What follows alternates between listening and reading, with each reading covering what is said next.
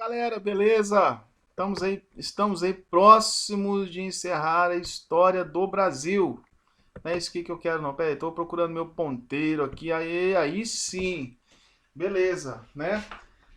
Novamente venho dizer a vocês que as imagens são da editora Ético. Legal, a nova República Brasileira. Vamos falar desde Sarney até Bolsonaro, tá bem? Vamos falar aí de Sarney, Collor, Itamar Franco, Fernando Henrique Cardoso, Lula, Dilma, Temer e Bolsonaro. Vamos falar de 8 presidentes do Brasil. Vamos falar até os dias atuais, tá? Após o regime militar.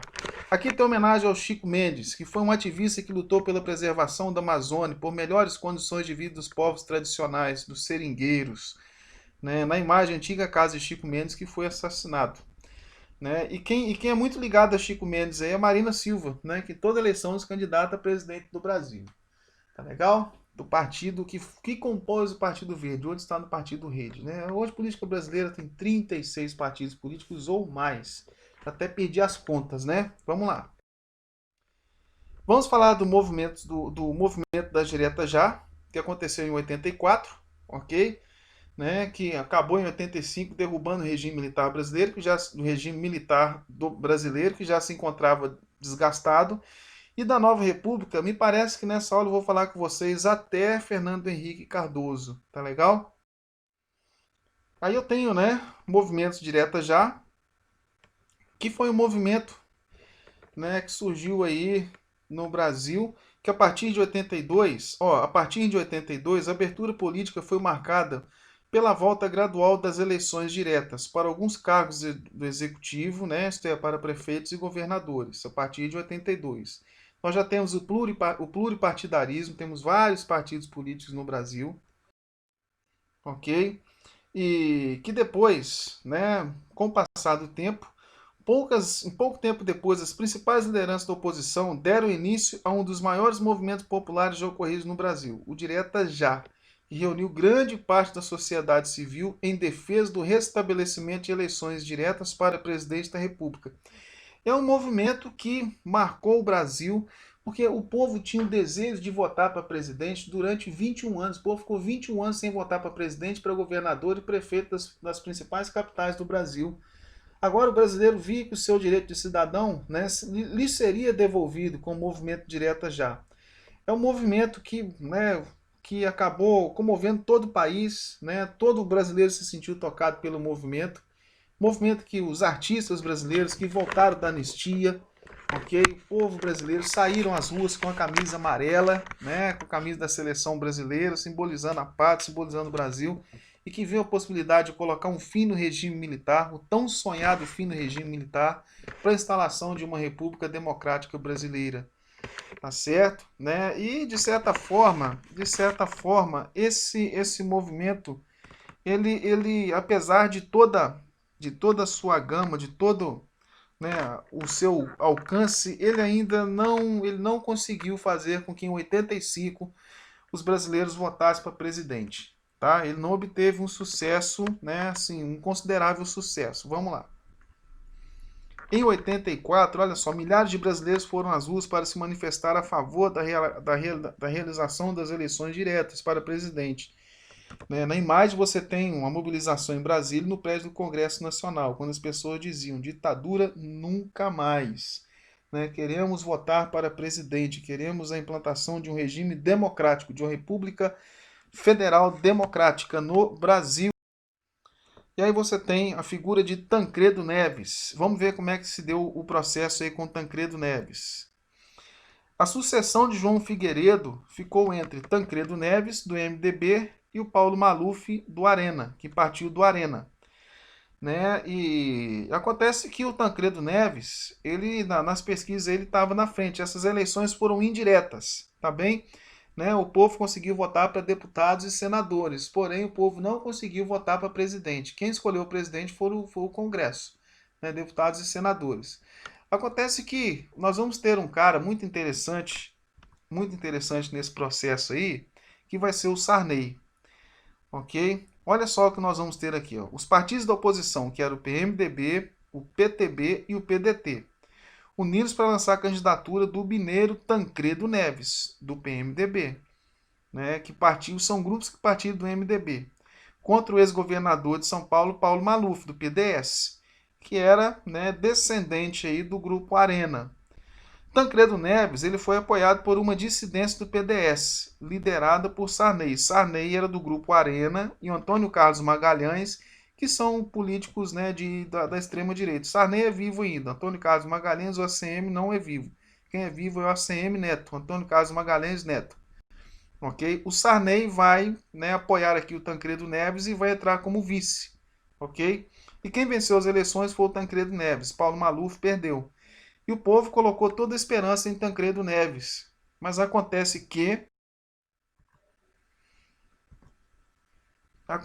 que eu disse para vocês aqui? Na chapa Tancredo Neves como vice, derrotou, né, o candidato governista. O Tancredo adoeceu e morreu antes da posse, em abril de 85, cabendo ao José Sarney, descendente do Grupo Arena, dar continuidade ao processo de redemocratização. Você tem o fim de uma ditadura militar no Brasil, mas você tem um resquício da ditadura militar no poder político brasileiro, do executivo brasileiro, que é o José Sarney. Isso gerou uma frustração muito grande para o povo brasileiro. Tá?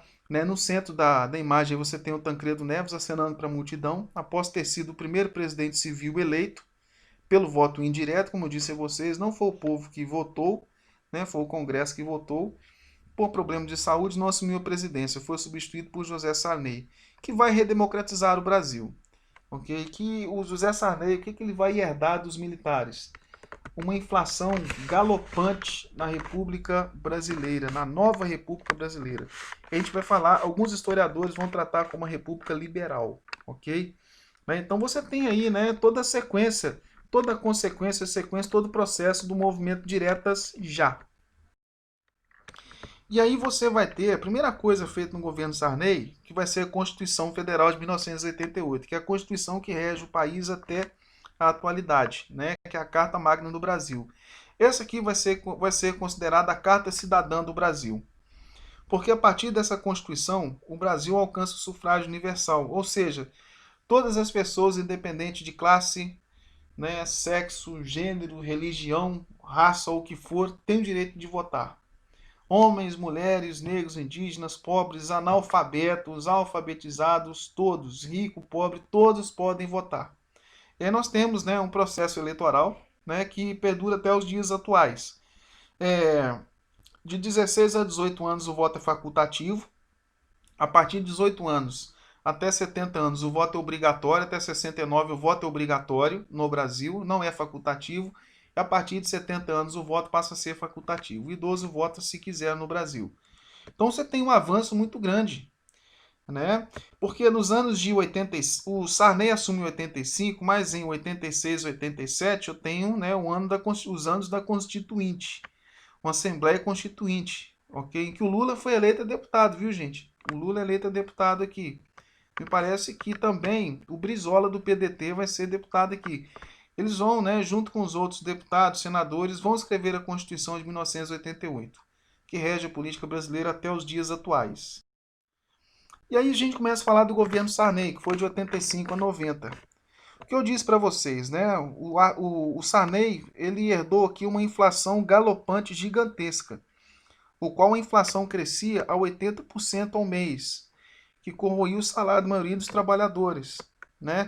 Acontece que eu lembro que meus pais contam na minha infância, né, que a maquininha de preço do mercado funcionava de manhã até de noite. Tinha dias que de manhã você chegava, o preço de arroz estava X, de tarde estava outro e à noite já estava 3x. Né? No outro dia já estava um preço totalmente diferente. E aí, para acabar, né, para tentar acabar com a inflação, ele criou o Plano Cruzado, que pretendia substituir o cruzeiro e depois congelar o preço de mercadorias, engessar a economia. São planos que não deram certo. Nenhum desses planos deu certo no governo Sarney. Nenhum plano deu certo para acabar com a inflação. Né? Ele resolveu, tipo assim, se eu tinha lá 1.000 cruzeiros, ele cortou os 3 zeros, aí passou a ser um cruzado. Tá bem? Mas a inflação continuou galopante, congelar preços, salários, não deu certo. A economia não congela. Não tem jeito de congelar a economia. Né? Apesar do apoio inicial da população, começou a faltar alimento nos mercados, os comerciantes começaram a cobrar, né, o chamado ágio, um valor acima da tabela para quem quisesse produtos sem necessidade de filas. Se congelou o preço, o que aconteceu? Os comerciantes não estavam colocando mercadoria, né, nas prateleiras do mercado. Entendeu como é que é o negócio? Porque eles não queriam vender a mercadoria a um preço baixo, congelado. Porque eles entendiam que isso não ia funcionar, que eles iam ficar no preju.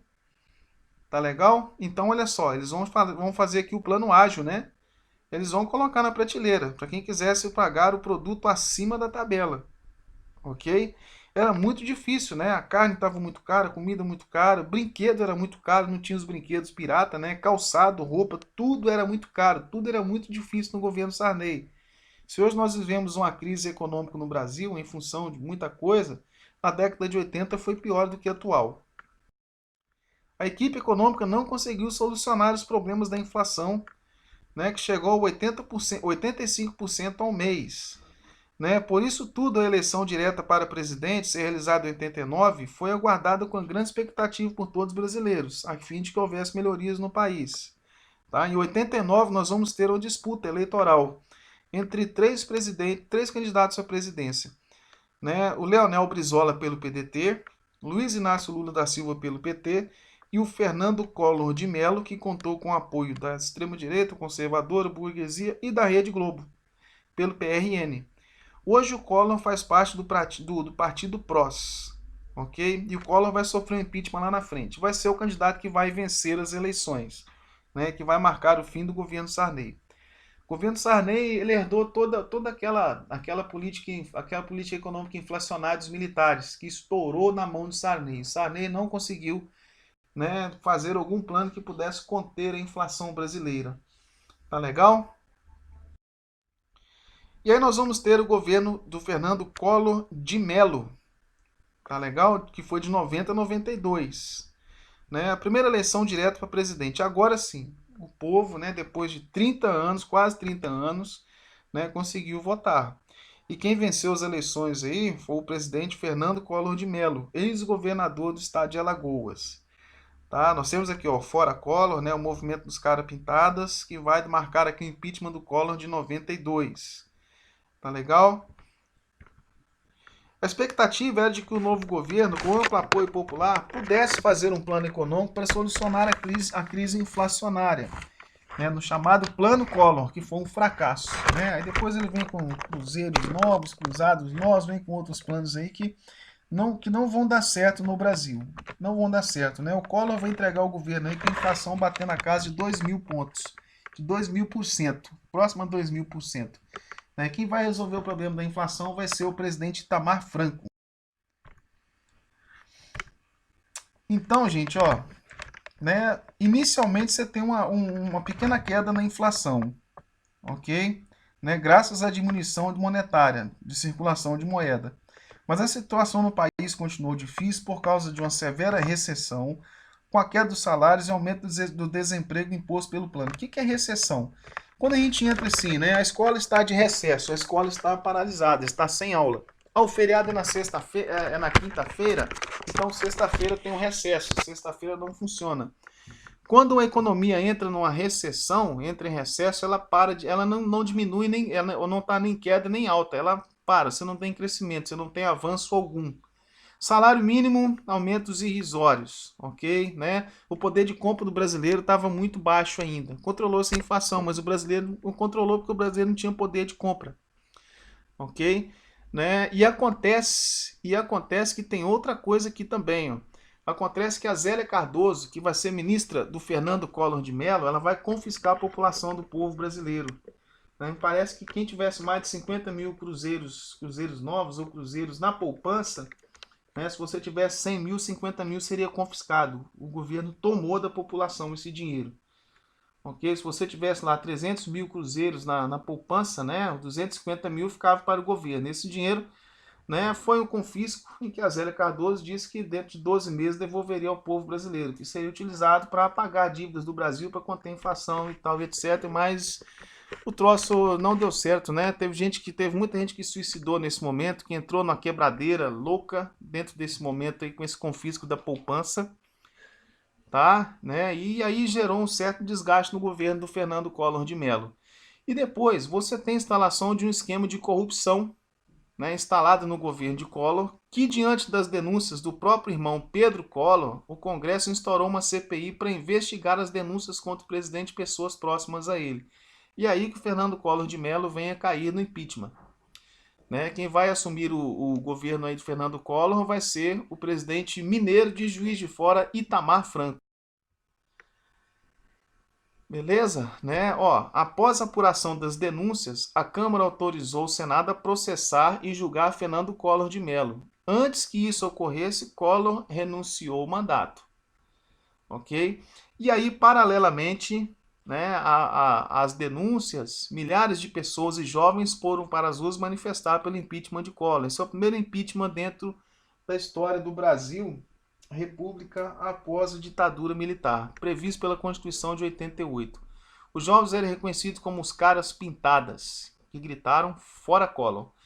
Em 92 aqui eu tinha apenas 14 anos, me recordo desse movimento. Não participei, que eu era um garoto, né? Tinha 14 anos como você, estava no 9º ano, né? Que na época era a 8ª série. E aí quem vai assumir o poder, como eu disse para vocês repetidas vezes, será o presidente Itamar Franco.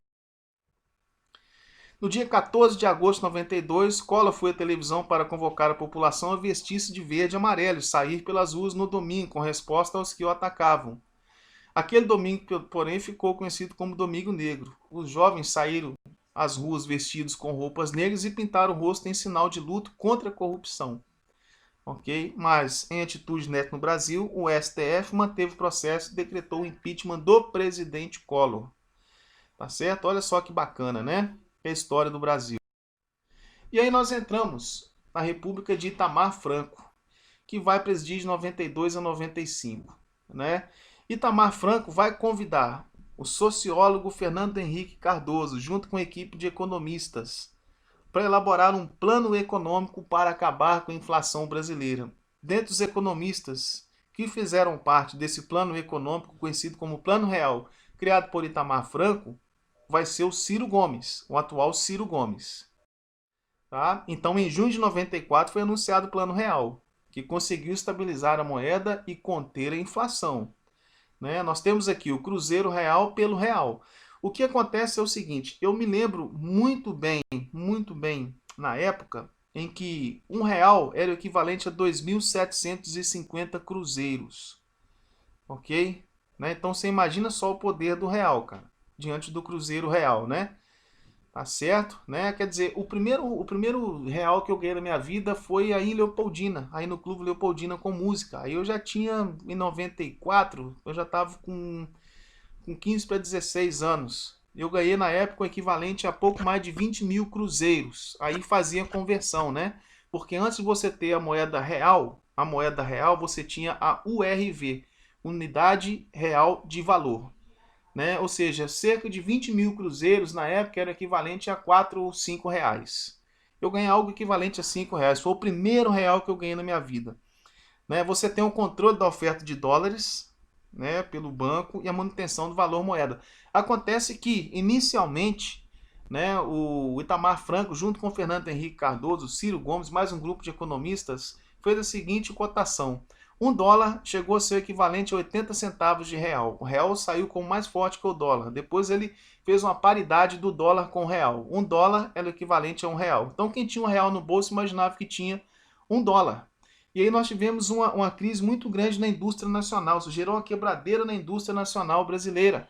Indústria nacional brasileira é demais, né, gente? Mas da indústria nacional. Porque as pessoas passaram a importar muito e a exportar menos. Ah, tem uma coisa para eu falar lá atrás no governo Collor.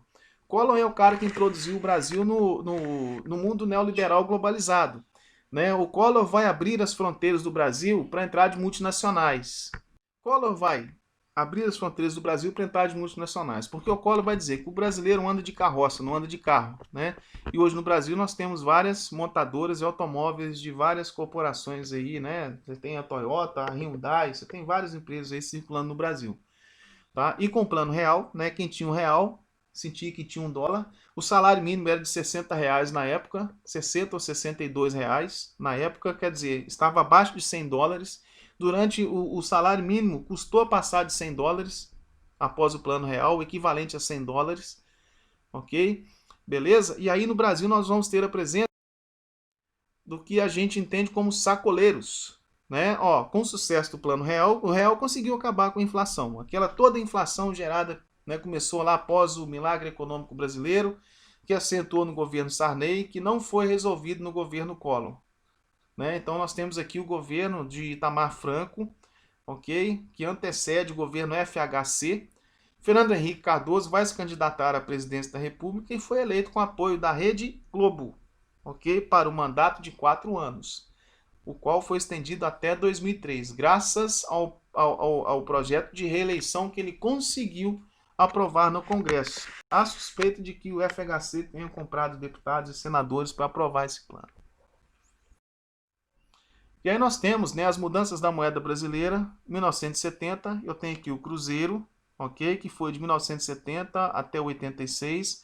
Eu tenho o Cruzado aqui no governo Sarney, o Cruzado Novo também no governo Sarney, né? Depois eu tenho o Cruzeiro, o retorno do Cruzeiro no governo Collor, beleza? No governo Collor. E o Cruzeiro Real, né, que vai ser aí no governo de Itamar Franco. E depois eu tenho o Cruzeiro Real, ou URV, né, que é Unidade Real de Valor, que depois passou a ser a moeda real, que vale de 94 até os dias atuais, né? Essas mudanças aqui dos planos econômicos.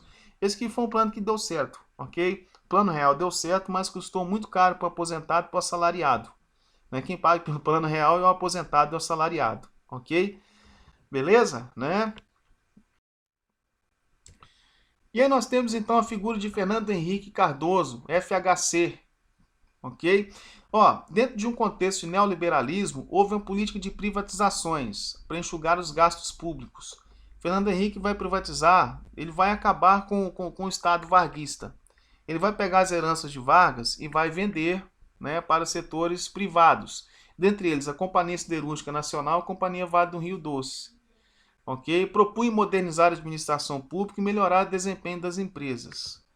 Para manter a estabilidade econômica e a inflação próxima a zero, FHC, né, adotou as seguintes medidas: a manutenção da paridade entre real e dólar. É mentira, né? O real nunca tem a mesma força, o mesmo poder do dólar. Um real nunca pode ser igual a um dólar. Não tem o mesmo, né? Não tem o mesmo poder. Manutenção de juros altos aos bancos e fundos estrangeiros que quisessem aplicar no Brasil. Me peçam para explicar isso aqui na aula para vocês, ok? Para não ficar muito extenso aqui. Vou aprofundar aqui para vocês e vou explicar melhor, tá legal? Né? A manutenção dos juros altos aqui no governo FHC.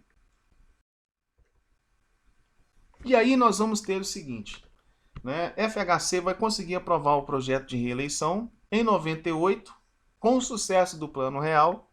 Tá? Ele consegue ser reeleito, né, já no primeiro turno, com o apoio da Rede Globo. Ok, né? E ele coloca aqui uma fotografia ao lado do seu antecessor, Itamar Franco, né, como presidente do Brasil. Acontece que o Plano Real controlou a inflação, beleza, mas já em 98, né, 96, 98, o Plano Real começa a mostrar suas caras. Tá legal?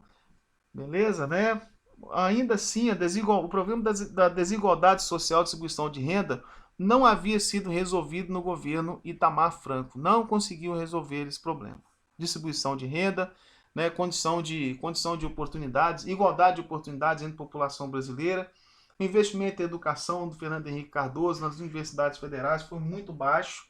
Em 2001 nós tivemos crise de energia, a crise do apagão do governo Fernando Henrique Cardoso, que após 98, a crise internacional, de 99 para frente, o Fernando Henrique não conseguiu manter a paridade do dólar com o real. Não conseguiu manter essa paridade. Então, o que acontece?